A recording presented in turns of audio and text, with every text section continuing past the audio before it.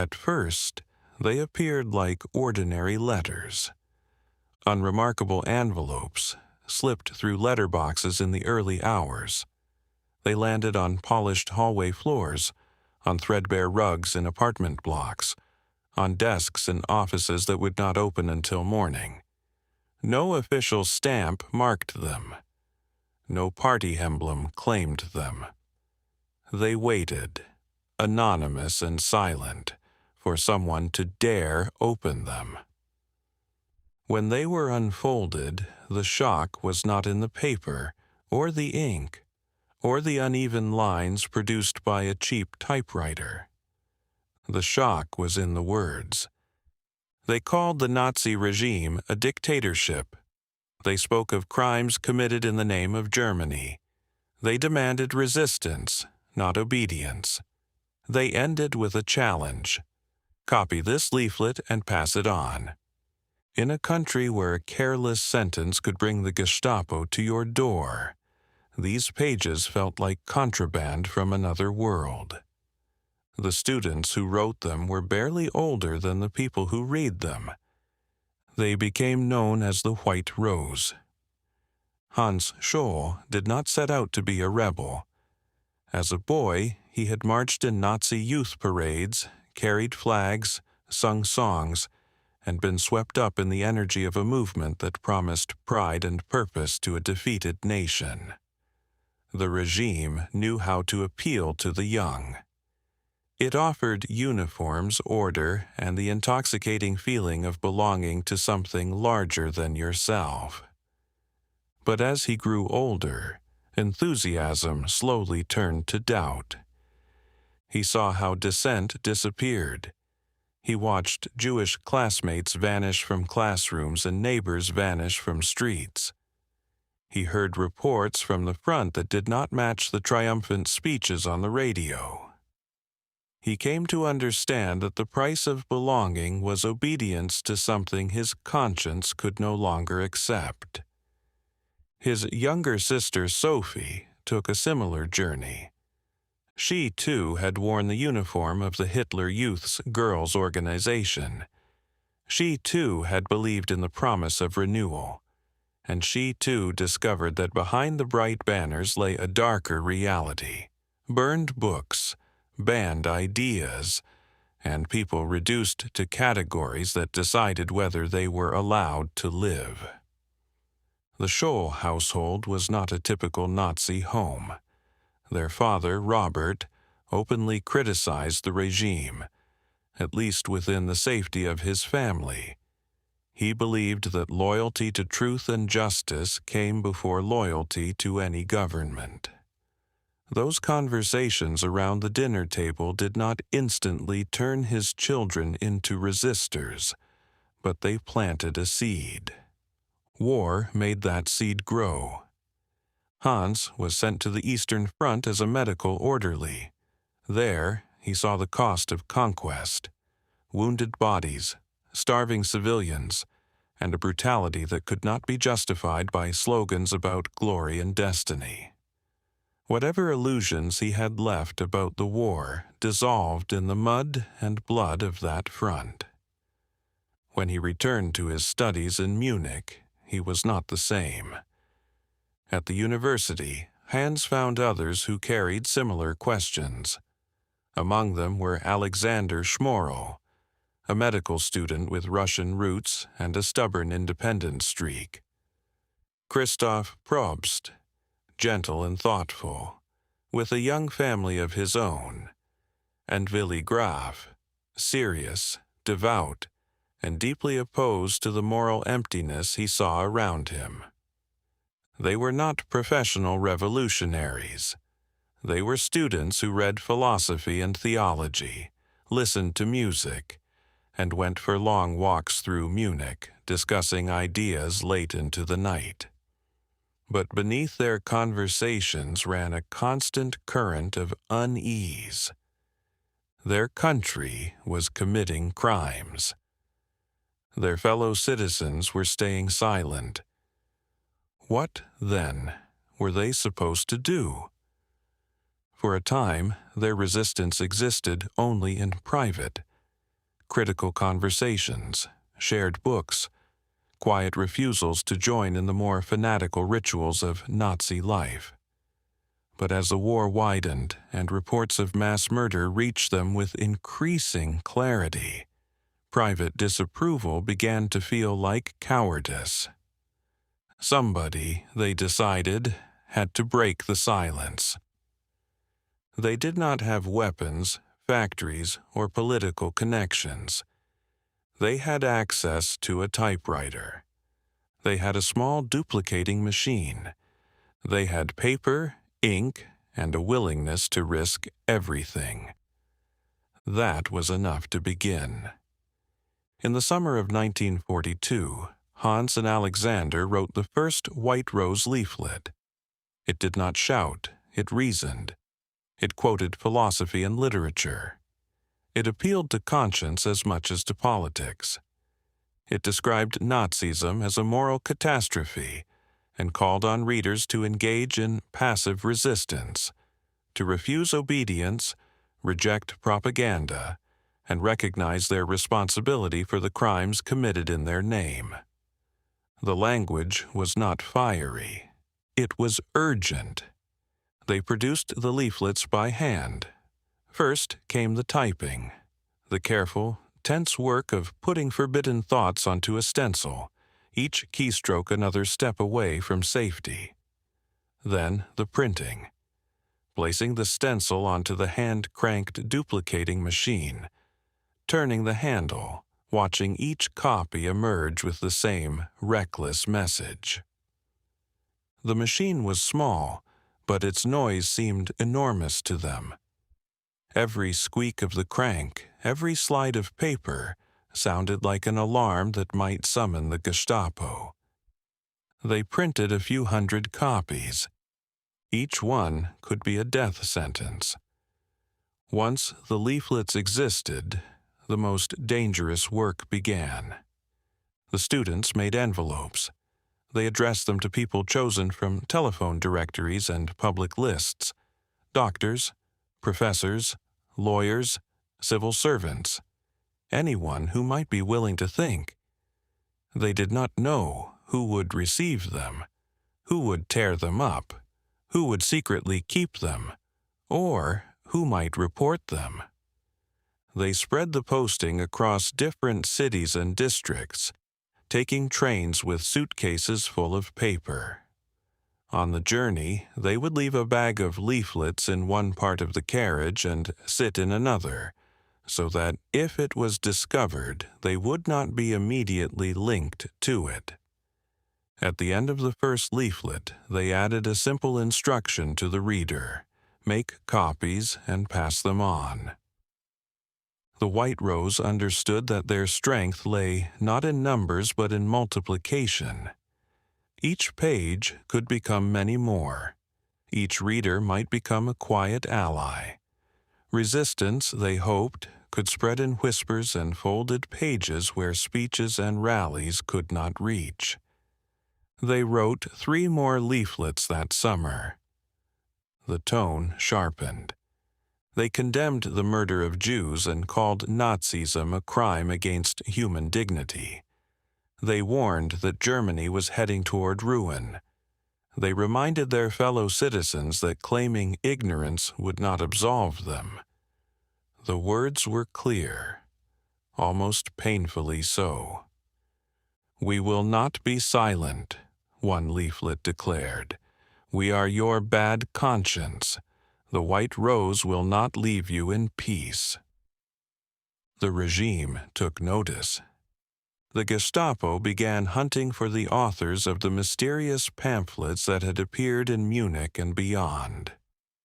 They did not know yet who had written them, only that someone was daring to tell Germans the truth about their own government. Meanwhile, the group itself grew. Sophie joined not as Hans's little sister, but as a determined resistor in her own right. She had discovered the leaflets without being told who had written them, and immediately recognized the voice behind them. When she confronted Hans, he realized there was no point hiding the truth. Sophie brought clarity and resolve. She was deeply religious, fiercely intelligent, and unwilling to accept the idea that morality could be postponed until after the war. For her, the moment to act was always now. Professor Kurt Huber, a philosopher at the university, also became involved. He was older, established, and well aware of the danger of open opposition. But he believed that a scholar's duty did not end at the lecture hall door. He contributed to the content of later leaflets, giving them a broader, sharper political edge. In January 1943, after a long pause, the group produced a fifth leaflet, Appeal to All Germans. Thousands of copies were printed, far more than before, and spread across several German and Austrian cities. It called explicitly for active resistance and tried to present itself as the voice of a larger movement, suggesting that opposition to Hitler existed far beyond one small circle of students. Still, the silence from the public remained deafening. People were afraid. They had families, jobs, lives that could be destroyed in a moment. The White Rose could not break that fear by themselves, but they refused to let it become an excuse for their own inaction. Then came Stalingrad. In February 1943, news reached Germany that the Sixth Army had been encircled and destroyed on the Eastern Front. It was a devastating defeat, one that shattered the myth of German invincibility. For the first time, many Germans began to understand that the war might end in something other than victory. In that fragile moment, when certainty cracked and doubt seeped in, the White Rose saw a narrow opening. They prepared their sixth leaflet. This one spoke directly to students. It urged them to see through the propaganda, to recognize the disaster into which Hitler had led their country, and to stand up against the dictatorship. It called for a Germany based on freedom, human dignity, and moral responsibility. The group decided not only to mail this leaflet, they would place it directly into the hands of those they wanted to reach.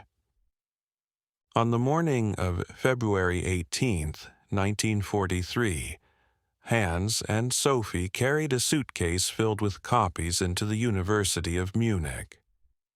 Their hearts must have hammered in their chests, but there was no dramatic music, no heroic lighting, just linoleum floors, stairwells, the sound of lectures beginning behind closed doors, and the weight of paper in their hands. They moved quickly through the corridors, placing small stacks of leaflets outside lecture rooms, on windowsills and along railings. Students would soon pour from classrooms. The leaflets would be there, waiting, impossible to ignore. They could have left then. They almost did. But there were still leaflets in the suitcase when they reached the upper floor. The atrium below was quiet, only faint sounds rising from the building's lower levels. In that moment, Sophie made a choice that would be remembered long after she was gone. She stepped to the railing. She tipped the remaining leaflets over the edge. They spiraled down through the air, white pages swirling against the stone, scattering across the floor like a sudden snowfall of forbidden words. For a brief, astonishing moment, the truth fluttered in full view at the heart of a Nazi university. A janitor saw them. His name was Jacob Schmid. He was a loyal member of the Nazi Party. He watched the leaflets fall, watched Hans and Sophie turn to leave, and moved to block their way. He detained them until the authorities arrived. The doors of the university, which had always opened so easily for them as students, now became the walls of a trap. The Gestapo interrogation was swift and brutal, designed not only to extract information but to break their spirit. At first, Hans and Sophie denied everything, but the evidence was too strong. Their leaflets, their activities, even a draft of a 7th leaflet in Hans's pocket linked them to the White Rose. Faced with the inevitable, Sophie did something remarkable. She took responsibility. She refused to paint herself as a naive girl misled by her brother. She spoke calmly, insisting that what they had done was right, that someone in Germany had to oppose the regime's crimes. She did her best to protect others, minimizing their roles where she could, absorbing as much blame as possible onto herself and Hans. When asked why she had risked so much, she answered simply, "Someone had to make a start." The trial that followed was not a real trial. It was theater. They were brought before the People's Court, presided over by Judge Roland Freisler, a man known for his shouted insults and predetermined verdicts. He ridiculed the students, spat accusations at them, and presented their moral protest as treason against the German people. There was never any doubt about the outcome. Hans, Sophie, and Christoph Probst were sentenced to death. They were executed by guillotine on February 22, 1943, just 4 days after their arrest. Hans was 24 years old. Sophie was 21. Christoph was 22, with a wife and 3 small children. Other members of the group were arrested and later executed. Willy Graf, Alexander Schmorl, and Professor Huber among them. The small circle that had dared to print leaflets and write on walls was destroyed as an organization. But the words they had printed did not die with them. Copies of their leaflets reached the outside world. The 6th leaflet, the one scattered through the university atrium, was smuggled out and eventually reached Allied hands. The British Royal Air Force dropped millions of copies over German cities, retitled as a manifesto of the Munich students. What had begun on a hand-cranked duplicating machine in secret rooms now fell from the sky. The White Rose did not topple Hitler. They did not spark a national uprising. They did not live to see the end of the war. If we measure their success only by immediate results, their story is a tragedy. But history rarely measures courage in immediate results. Hans and Sophie, and the friends who stood beside them, proved something the Nazi regime worked tirelessly to deny, that even under the weight of a totalitarian state, even when fear was rational and silence seemed like survival, there were still Germans who chose conscience over safety. They were young, they were outnumbered, they were defeated, and yet, when they sat at that typewriter, turned that crank, filled that suitcase and dropped those leaflets into the open air of the university atrium, they created a crack in the wall of enforced unanimity. They showed that a printing press in the hands of teenagers could become more dangerous to a dictatorship than any weapon they were old enough to carry. Their legacy is not that they were fearless. It is that they were afraid and acted anyway.